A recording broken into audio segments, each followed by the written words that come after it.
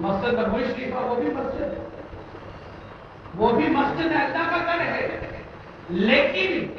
حضور نے فرمایا بیتی وہ میری مسجد ہے۔ آقا کریم صلی اللہ علیہ وسلم نے اس مسجد کی نسبت رب کے ساتھ کی، وہ بیت اللہ ہے، اللہ کا گھر ہے، لیکن سرکار نے فرمایا بیتی وہ میرا گھر بھی ہے۔ اور جیسے میں تمام کائنات میں تمام انبیاء میں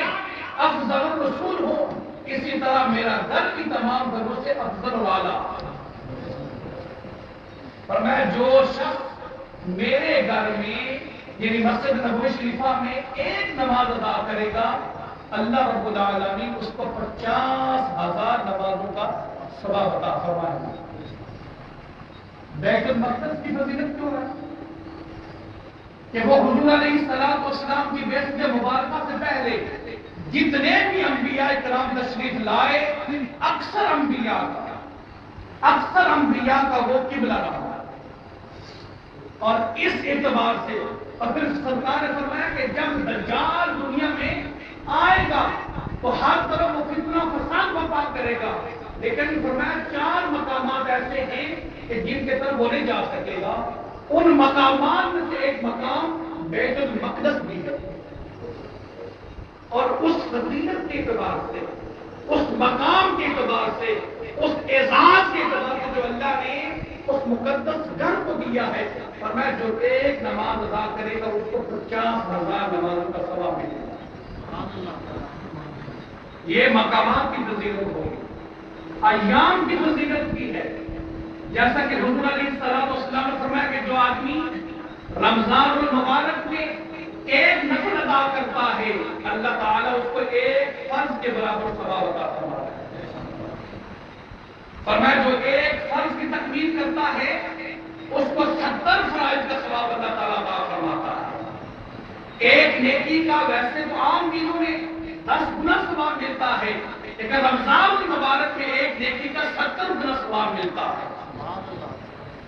یعنی اللہ تعالیٰ نے بعض مقامات کو اور بعض ایام کو اس لیے فضیلت بخشی ہے کہ تاکہ میرے بندے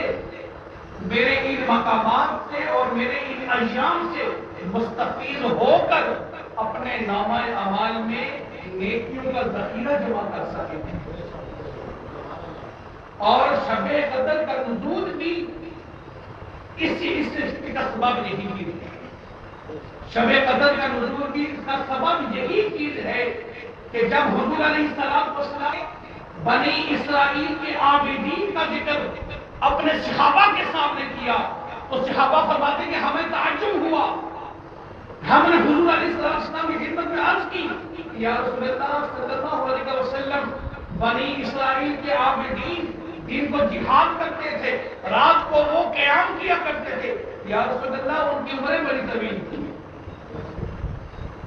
اللہ کے حبیب ہماری عمریں تو بڑی قلیل ہیں، بہت چھوٹی عمریں ہماری، تھوڑی عمریں ہیں، ہم تو ان کے مقام کو نہیں پہنچ سکتے۔ جو مقام ان کو ملا ہے، اتنے تسلسل کے ساتھ عبادت کرتے ہوئے، اتنے دین پر وہ مستقیم رہے، استقامت کے ساتھ انہوں نے جہاد کیے، عبادات کی پوری رات قیام میں مصروف کیا۔ اللہ کے حبیب ہم تو اس نعمت سے محروم رہ جائیں گے۔ تو حضور علیہ السلام کی طبیعت مبارک پر یہ بات گرام گزری، یہ بات یاد رکھیں کہ جب میرے اور آپ کے آقا صلی اللہ علیہ وسلم پر کوئی بات گرام گزرتی تھی تو رب العالمین کو کبھی بھی گوارا نہیں ہوتا، تو فوراً ہی اللہ تعالیٰ نے یہ سورہ قدر نازل فرمائی، فرمایا کہ اے حبیب آپ بنی اسرائیل کے عابدین کی عبادت پر تعجب نہ کریں، آپ کے رب نے آپ کی امت کو ایک ایسی رات عطا فرمائی ہے جو 1000 مہینوں سے بھی افضل ہے، جو 1000 مہینوں سے بھی افضل ہے۔ فرمایا انا انزلناہ فی لیلۃ القدر، کہ بے شک ہم نے اس قرآن کو شب قدر میں اتارا۔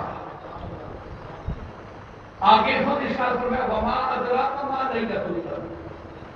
کہ آپ کیا جانو شب قدر کیا ہے؟ آپ کیا جانو شب قدر کیا ہے، لیلۃ القدر کیا ہے، قدر کی رات کیا ہے؟ اس لیے کہ اے بندہ مومن، تو اس رات کو بھی کسی عام رات کی طرح سمجھ کر ایک غفلت کے نظر نہ کر دینا۔ تم شامت نفس کی وجہ سے، غفلت اور سستی اور کاہلی کی وجہ سے جیسے باقی راتوں میں تو غفلت کا مظاہرہ کرتا ہے، اسی طرح اس رات کو بھی غفلت کی نظر نہ کر دینا۔ یہ رات فراموش کرنے والی نہیں ہے، یہ رات غفلت والی رات نہیں ہے، اس کو باقی راتوں کے ساتھ شامل نہ کرنا۔ اس لیے یہ قدر والی رات ہے، یہ عظمت والی رات ہے، یہ مقام والی رات ہے، یہ برکتوں والی رات ہے۔ وما ادراک ما لیلۃ القدر، کہ تم کیا جانو کہ شب قدر کیا ہے۔ آگے اللہ رب العالمین نے خود اس کی تفصیل بیان فرمائی، فرمایا لیلۃ القدر خیر من الف شہر، لیلۃ القدر خیر من الف شہر۔ بات سمجھ آ رہی ہے؟ جی سمجھ آ گئی بات؟ فرمایا کہ شب قدر 1000 مہینوں سے بہتر ہے، 1000 مہینوں سے بہتر ہے، اس لیے کہ جیسے اللہ رب العالمین نے اپنا پیارا محبوب اس امت کو عطا فرمایا، حضور علیہ السلام تمام انبیاء سے افضل اور یہ تمام امتوں کی سردار امت، کنتم خیر امہ، یہ بہترین امت ہے۔ اور فرمایا کہ جس طرح تمہارا نبی سب سے افضل ہے، تم بہترین امت ہو، اور تمہارے پاس جو اللہ کی کتاب آئی وہ تمام کتابوں کی سردار کتاب ہے، اسی طرح فرمایا کہ اس سے پہلے، آج سے پہلے کسی نبی کی امت کو بھی لیلۃ القدر عطا نہیں کی گئی۔ علامہ ابن مسیب رحمۃ اللہ تعالی کیا فرماتے ہیں کہ لیلۃ القدر حضور علیہ السلام کی امت کا خاصہ ہے، اس سے پہلے کسی نبی کو بھی اللہ نے ایسی رات عطا نہیں فرمائی۔ اللہ پاک نے اس سے پہلے جتنی بھی امتیں آئی، بنی اسرائیل بڑی لاڈلی اور پیاری قوم تھی، اللہ کو رب نے ان کو بھی شب قدر عطا نہیں فرمائی۔ یہ صرف حضور علیہ السلام کی امت کا خاصہ ہے کہ اللہ تعالیٰ نے امت مصطفی صلی اللہ علیہ وسلم کو یہ شب قدر عطا فرمائی ہے۔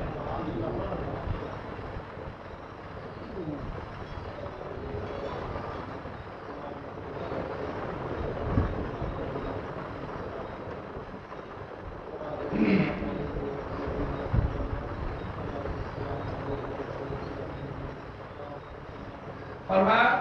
لیلۃ القدر خیر من الف شہر، کہ شب قدر 1000 مہینوں سے افضل ہے۔ اور افضل ہونے کا سبب کیا ہے؟ میں نے پہلے عرض کیا کہ یہ نزول قرآن کی رات ہے، ایک فضیلت کا سبب یہ ہے،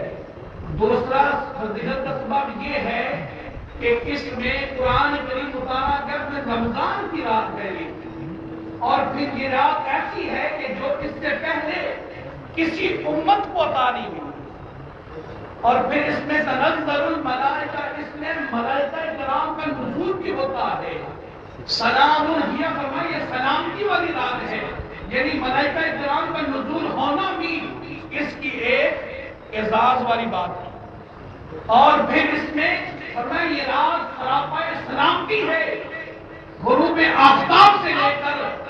یہ طلوع فجر تک سراپا سلامتی ہے۔ لیلۃ القدر خیر من الف شہر تنزل الملائکہ، کہ اس میں ملائکہ کرام کا نزول ہوتا ہے۔ روایات میں آتا ہے کہ جب شب قدر آتی ہے تو اللہ کے ملائکہ بیت المعمور کے نیچے اللہ کے اس فرمان کا انتظار کرتے ہیں کہ کب اللہ رب العالمین کی طرف سے حکم ہو اور ہم جا کر اللہ کے عبادت گزار بندوں کی زیارت کریں، ہم رب العالمین کی عبادت گزار بندوں کی زیارت کریں۔ اور روایات میں آتا ہے کہ جب ملائکہ دنیا پر تشریف لاتے ہیں تو جبریل امین علیہ السلام کی معیت میں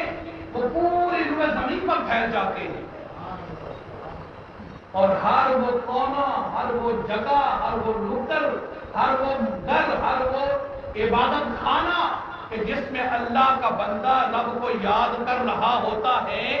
وہ جا کر اس کی زیارت کرتے ہیں، وہ جا کر اس کی زیارت کرتے ہیں اور اس کے لیے اللہ کی بارگاہ میں وہ دعائیں مغفرت کرتے ہیں اور رب کی بارگاہ میں جا کر اس کی سفارش کرتے ہیں۔ اور فرمایا کہ فرشتوں کا سردار سیدنا جبریل امین علیہ السلام فرمایا کہ وہ اللہ کے ان عبادت گزاروں کے ساتھ، اللہ کی مخلوق کے ساتھ وہ مصافحہ کرتے ہیں، اور جب جس کے ساتھ، جس خوش نصیب کے ساتھ جبریل مصافحہ کرتا ہے، فرمایا اس کی کیفیت بدل جاتی ہے اور اس کی آنکھوں سے آنسو جاری ہو جاتے ہیں، اس کے رونگٹے کھڑے ہو جاتے ہیں، فرمایا اس کے دل میں رقت پیدا ہو جاتی ہے، اس کا دل نرم پڑ جاتا ہے اور آدمی کو محسوس ہونے لگتا ہے کہ واقعتاً میرے ساتھ کسی اللہ کی مقرب ہستی کی ملاقات ہوئی ہے۔ اگر دیکھا جائے سمجھنے کی وقت غور طلب بات یہ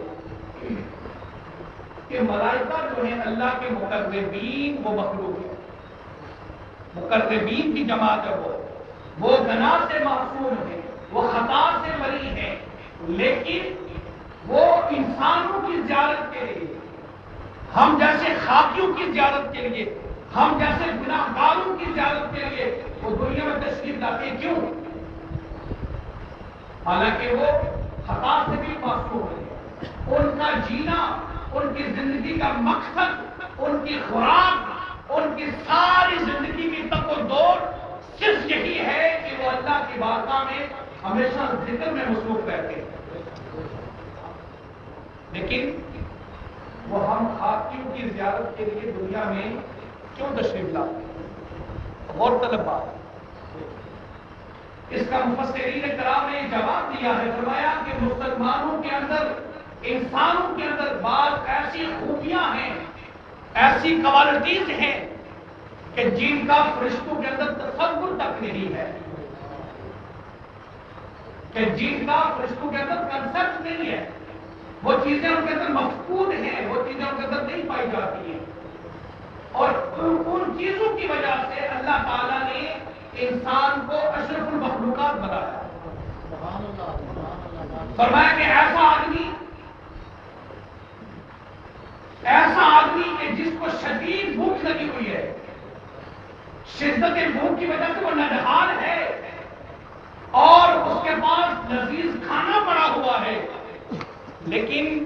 اسی دوران اس کے گھر پر دستک ہوتی ہے دروازے پہ، اور سائل خدا کے نام پر اس سے سوال گزار کرتا ہے کہ ارے بھائی میں سائل ہوں، بھوکا ہوں، خدا کے نام پر مجھے دو، اور وہ خوش نصیب مسلمان